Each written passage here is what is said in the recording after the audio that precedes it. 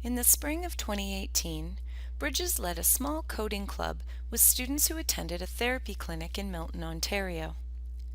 This coding club was a pilot undertaken by Bridges that led to the beginning of the Coding to Learn and Create project, a project dedicated to supporting educators with curriculum and resources so that active participation in coding activities can be achievable for all their students, including those with significant challenges. All too often, kids with learning challenges are being left out of the opportunity to explore, to create, and to express themselves with digital technologies. We wanted to make sure that didn't happen with all of these new engaging activities. Not only is learning to code fun, but coding to learn offers countless benefits, like developing positive social skills and a sense of belonging through communication and collaboration with peers, activating problem solving and critical thinking skills, developing fine motor abilities, or even reinforcing simple concepts like sequencing and patterning. These are all essential skills that will lead to independence and enjoyment in their lives. So for these reasons, we need to ensure their participation. It's actually fundamental to their development. So that spring, our journey began, and we embarked on our explorations with Banjo, David, You see their pictures here. The park. and Reese. That's right. During our activities on day one, we spent a great deal of time introducing our young explorers to the language they would need to understand in order to complete the day's tasks.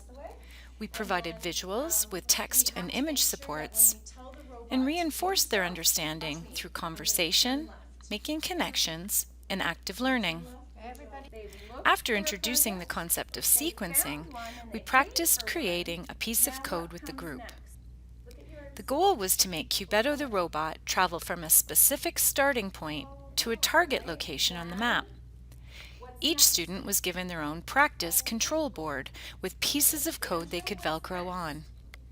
The individual practice boards allowed our explorers to be hands-on during the group activity. The visual supports also remained in front of them so they could confidently attempt the task independently. At one point, Reese appeared to be struggling to recreate the code on his own card, so he was approached with an offer to help. He abruptly brushed off the offer, however, and insisted that he continue on his own. His sequence wasn't mirroring the rest of the group's, and he did appear to be struggling. He was continually staring at the map and the visuals. But we didn't want to create a negative space for him, so we honored his wishes and left him to continue independently. After closer observation, we discovered the reason Reese didn't want help. He actually didn't need any. He wasn't struggling. He was working on a code that had the robot taking a different path than the one we were doing together. We had misinterpreted struggling, with him actually applying independent problem-solving skills. He was stuck on a single piece of code and was trying to use the visuals available to help figure it out.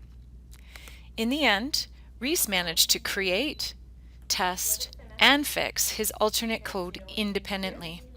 Throughout each session, each one of our explorers was observed using the supports put in place on a regular basis. This allowed them to be independent and successful critical thinkers and problem solvers.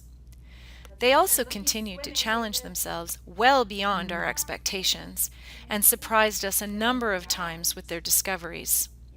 It was definitely a great learning experience for all of us. But that was just the beginning. We took what we learned from our coding club in Milton and we got to work, designing, creating, and adapting resources, strategies, lessons, materials, and tools to support teachers who, like us, believe that all students can be meaningfully included in learning to code and coding to learn and create. Be sure to follow our progress and join in the fun.